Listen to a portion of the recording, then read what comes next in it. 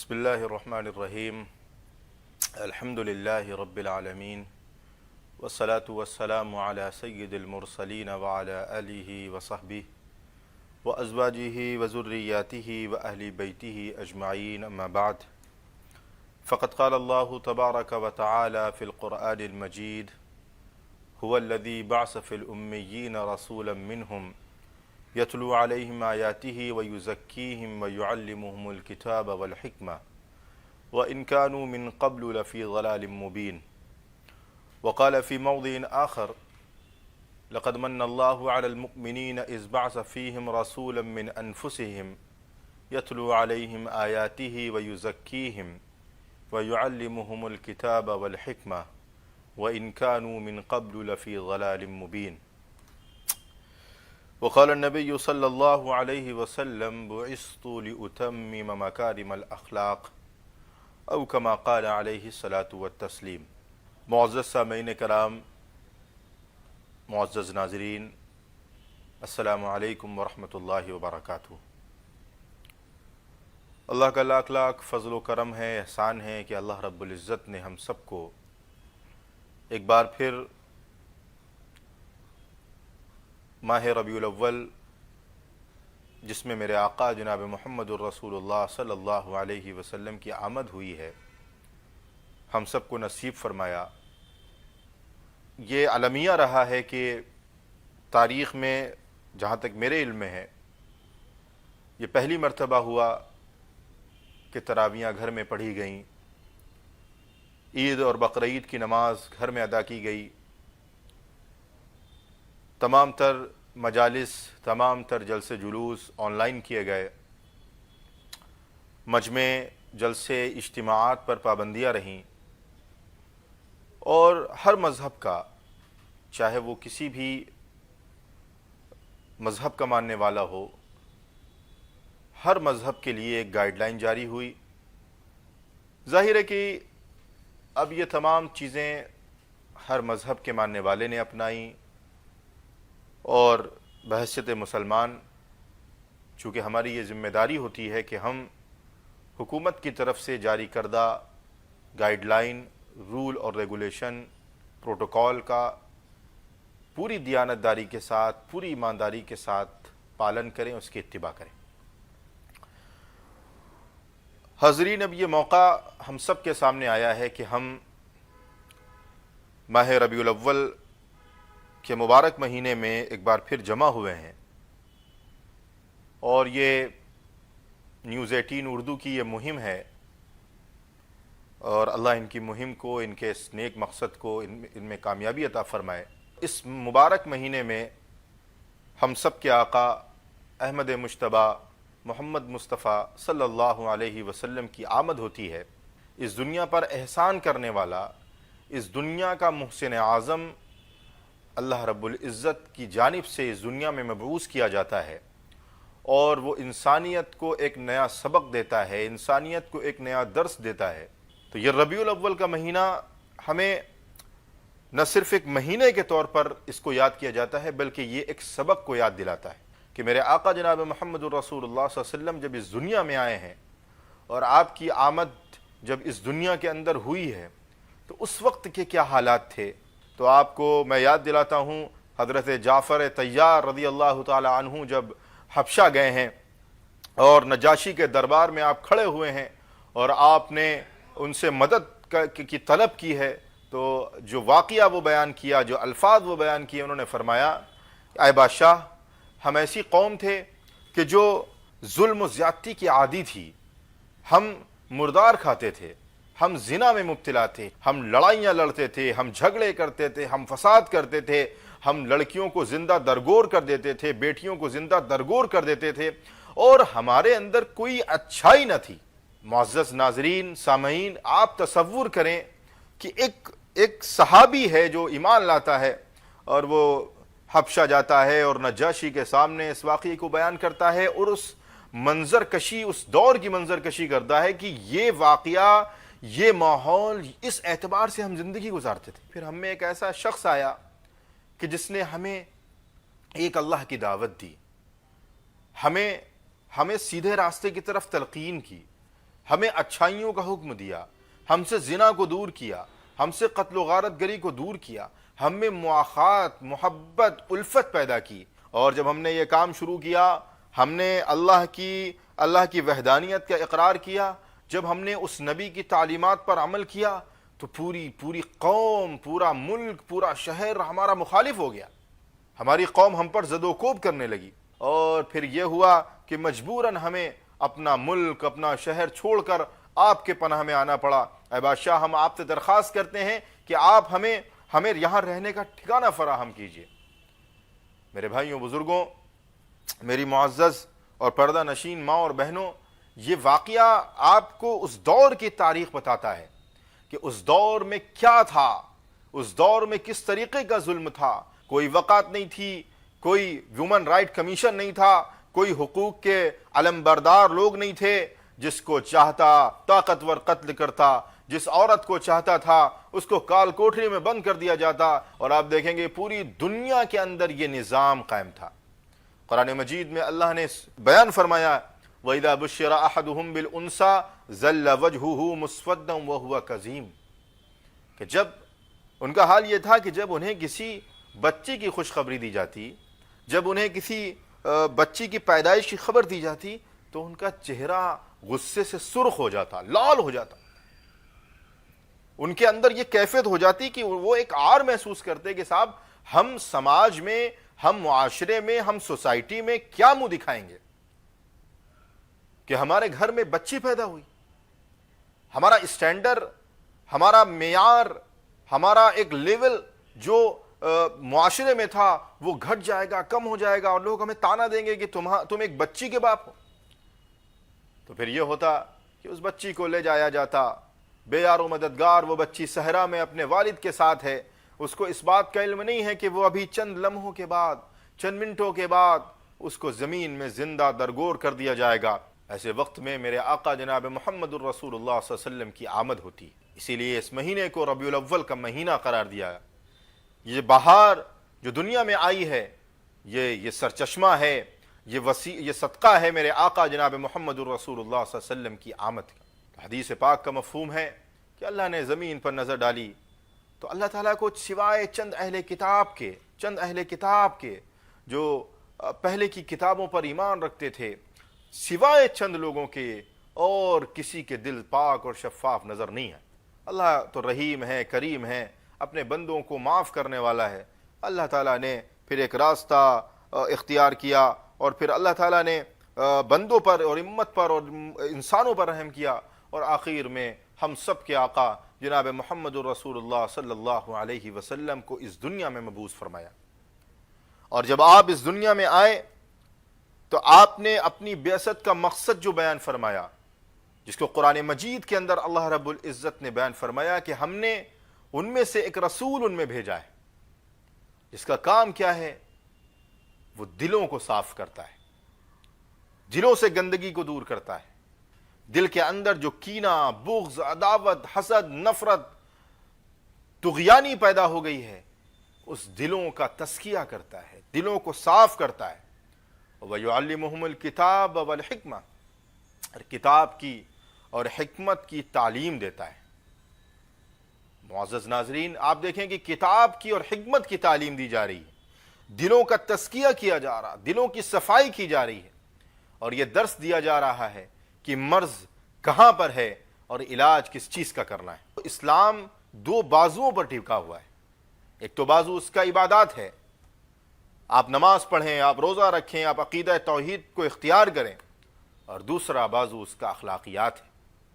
اگر آپ اللہ کے رسول کی بعثت کا مقصد آپ دیکھیں اور اس کو غور کریں تو آپ کو یہ اس بات کا علم ہو جائے گا کہ میرے آقا جناب محمد رسول اللہ کو بھیجنے کا مقصد کیا تھا۔ بھیجنے کا مقصد یہ تھا کہ کتاب اور حکمت کی تعلیم دی جائے۔ حکمت سے مراد ہے اعلیٰ اخلاق کی تعلیم دی جائے۔ اسی لیے اللہ کے رسول حضرت عائشہ رضی اللہ تعالی عنہا سے جب پوچھا گیا کہ آپ کے اخلاق کیا تھے، آپ کے اخلاق کیا تھے، تو حضرت عائشہ نے بیان فرمایا کہ آپ کے اخلاق قرآن مجید تھے، اور اللہ تعالیٰ نے فرمایا تھا انک لعلی خلق عظیم، اے نبی آپ تو اخلاق کی اعلیٰ مثال پر ہیں، آپ تو اخلاق کی اعلیٰ قدروں پر ہیں. آپ کو اللہ تعالیٰ نے ایک اسوہ اور ایک نمونہ بنا کر امت کے لیے بھیجا ہے، اور فرمایا لَقَدْ كَانَ لَكُمْ فِي رَسُولِ اللَّهِ أُسْوَةٌ حَسَنَةٌ، کہ تمہارے لیے ایک آئیڈیل اور ایک نمونہ اور ایک اسوہ ہے رسول اللہ صلی اللہ علیہ وسلم کی زندگی میں. اور یہ اسوہ، یہ نمونہ صرف مسلمانوں کے لیے نہیں ہے، صرف کسی اور مذہب یا کسی اور شہر یا کسی اور ملک کے ماننے والوں کے لیے نہیں ہے، بلکہ یہ اسوہ، یہ نمونہ، یہ آئیڈیل، یہ طریقہ، یہ پوری انسانیت کے لیے. کیونکہ آپ کو پتا ہے کہ اللہ کے رسول صلی اللہ علیہ وسلم کو کسی خطے، کسی قبیلے، کسی علاقے، کسی شہر یا کسی مذہب کے لیے رسول بنا کر نہیں بھیجا گیا، بلکہ آپ کو تمام عالم کے لیے رسول بنا کر بھیجا گیا ہے، تمام عالم کے لیے رحمت بنا کر بھیجا گیا ہے. تو میں نے عرض کیا کہ عبادات، آپ نماز پڑھیں، آپ روزہ رکھیں، آپ زکوٰۃ دیں، آپ حج کریں، آپ توحید کا اقرار کریں، یہ عبادات ہیں. اور ایک بازو اس کا اخلاقیات ہے. اگر اخلاقیات نہیں ہیں اور عبادات ہیں تو آپ کامل مومن نہیں ہو سکتے. عبادات میں پکے اور اخلاقیات میں کمزور ہیں تو آپ کامل ایمان والے نہیں ہو سکتے. میں آپ کو ایک حدیث بتاتا ہوں.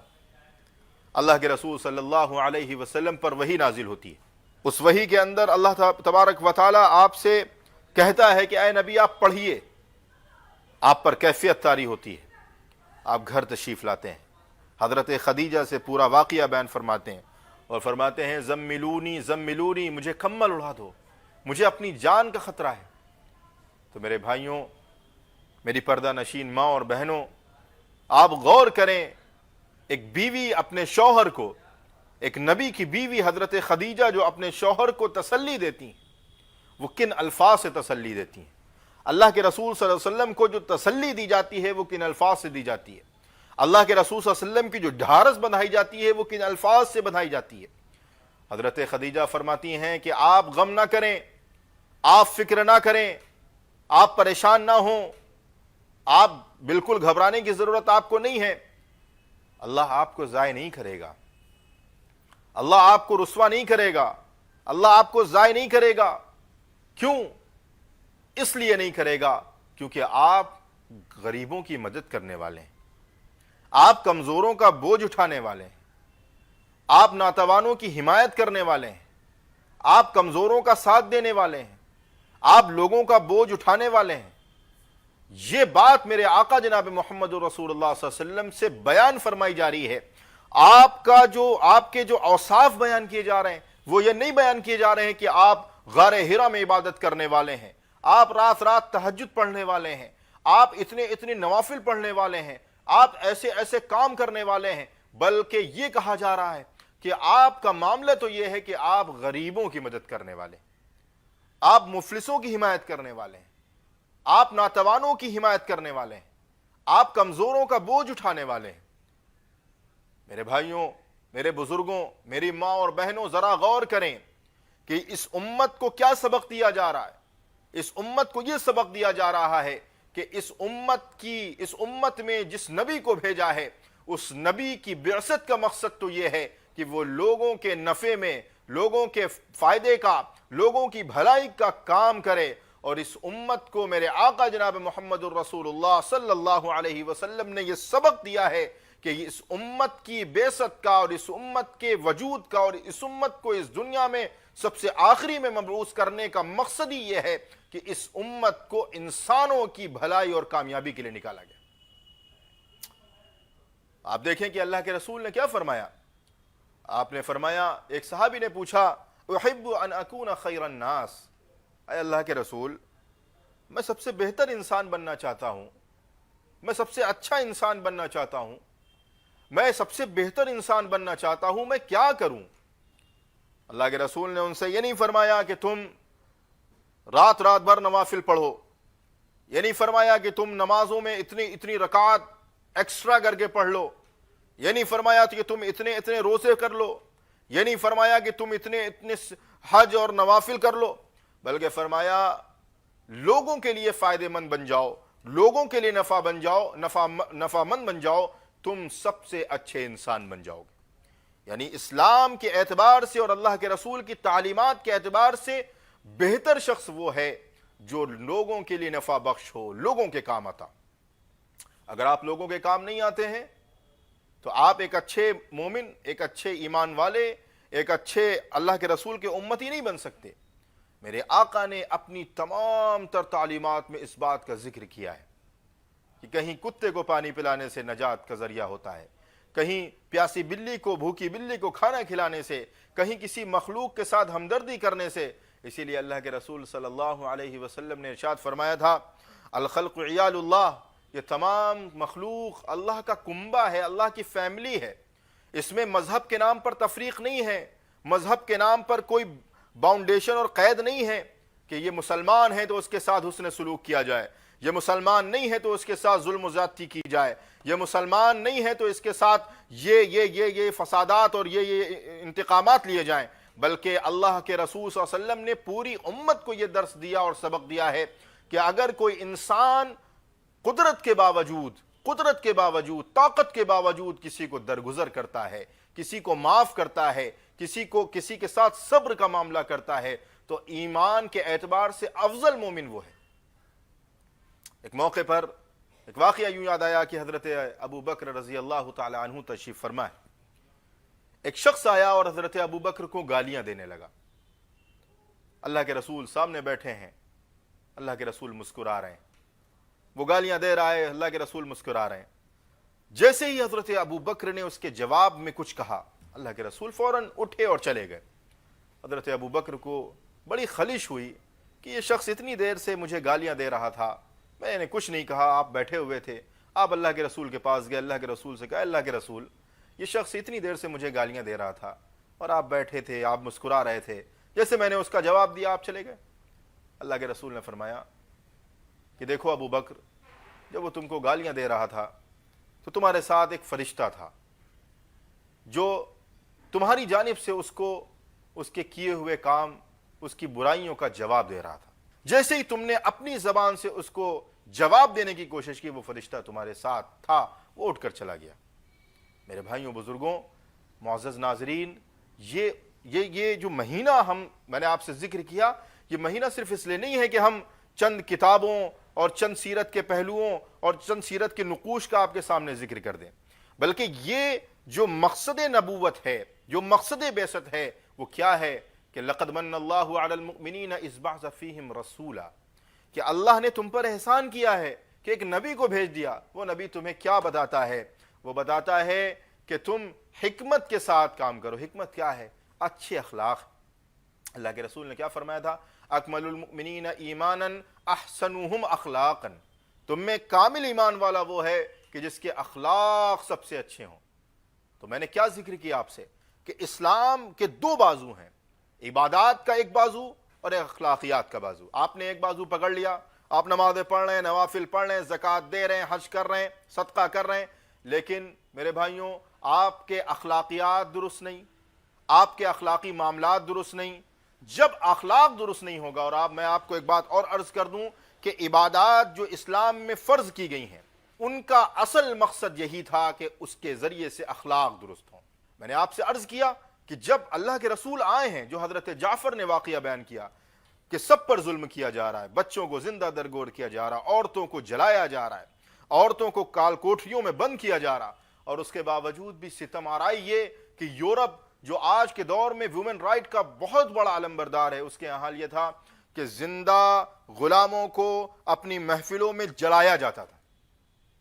ایک غلام کو پکڑا جاتا، اس کو آگ لگائی جاتی اور اس کی روشنی سے اپنی محفلوں اور اپنی مجلسوں کو مزین کیا جاتا، چاہے وہ انسانوں کے حقوق ہوں، چاہے وہ کمزوروں کے حقوق ہوں، چاہے وہ عورتوں کے حقوق ہوں، چاہے کسی کے حقوق ہوں۔ اگر اس امت اور انسانیت پر کسی نے احسان عظیم کیا ہے تو میرے آقا جناب محمد الرسول اللہ صلی اللہ علیہ وسلم نے کیا۔ اللہ کے رسول جب اس دنیا سے رخصت ہو رہے ہیں تو اپنی بیویوں کے بارے میں ایمان والوں کو، امت کو نصیحت کر کے جا رہے ہیں کہ دیکھو ان کے ساتھ ظلم و زیادتی کا معاملہ نہ کرنا، یہ نہ ہو کہ تم اپنی بیویوں کو پیر کی جوتیاں سمجھ لینا جیسے پہلے زمانے میں تصور تھا۔ ہر اعتبار سے میرے آقا نے ارشاد فرمایا۔ اور آخری بات میں آپ سے عرض کر دوں، قرآن مجید کے اندر اللہ رب العزت نے اللہ کے رسول کے ذریعے سے ایک بنیادی آیت ایمان والوں کے لیے، خاص طور پر ان لوگوں کے لیے جو اپنے آپ کو مسلمان کہتے ہیں، اپنے آپ کو اللہ کے رسول کا امتی قرار دیتے ہیں، ان کے لیے فرمایا ان اللہ یأمر بالعدل والإحسان وَإِيتَاءِ ذِي الْقُرْبَى وَيَنْهَى عَنِ الْفَحْشَاءِ وَالْمُنْكَرِ وَالْبَغْيِ يَعِظُكُمْ لَعَلَّكُمْ تَذَكَّرُونَ۔ کیا فرمایا؟ اللہ تعالیٰ تمہیں حکم دیتا ہے۔ یہ آیت ہم ہر جمعے میں سنتے ہیں، ایک کان سے سنتے ہیں دوسرے کان سے نکال دیتے ہیں۔ اس امت کو یہ سبق دیا جا رہا ہے کہ اللہ تعالیٰ تمہیں حکم دیتا ہے عدل کا، حق تلفی نہیں کرنے کا، ناانصافی نہیں کرنے کا، عدل کرنے کا، احسان کرنے کا۔ وَإِيتَاءِ ذِي الْقُرْبَى، رشتہ داروں کے ساتھ، قربت والوں کے ساتھ حسن سلوک کرنے کا۔ اب وہ قربت والے کون ہیں؟ وہ قربت والے یا تو ہمارے رشتہ دار ہوں گے، یا ہمارے پڑوسی ہوں گے، یا ہمارے ساتھ کام کرنے والے ہوں گے، یا ہمارے آفس میں بیٹھنے والے ہوں گے، یا ہمارا پڑوسی ہوگا، ہماری کرسی کے بغل میں جس کی کرسی ہوگی وہ ذوی القربہ ہو گیا، وہ ہمارا قربت والا ہو گیا۔ ایک تو مانے اس کے رشتہ دار ہو گئے، لیکن جو قربت والا ہے، جو قریب والا ہے، اس میں کوئی قید نہیں فرمائی کہ صاحب وہ مسلمان ہوگا، یا وہ عیسائی ہوگا، یا وہ ہندو ہوگا، یا وہ مسلم ہوگا، یا وہ کرسچن ہوگا، یا وہ کسی اور مذہب کا ہوگا، یا وہ سکھ ہوگا، بلکہ جو بھی تمہارے قریب میں ہو اس کے ساتھ احسان کا، حسن سلوک کا معاملہ کرنا۔ اور یہاں تک کہ نہیں کہ صرف انسانوں تک بلکہ جانوروں تک کے کہا گیا۔ ایک صحابی کا اونٹ آتا ہے اللہ کے رسول صلی اللہ علیہ وسلم کے پیر کے سامنے بلبلانے لگتا ہے۔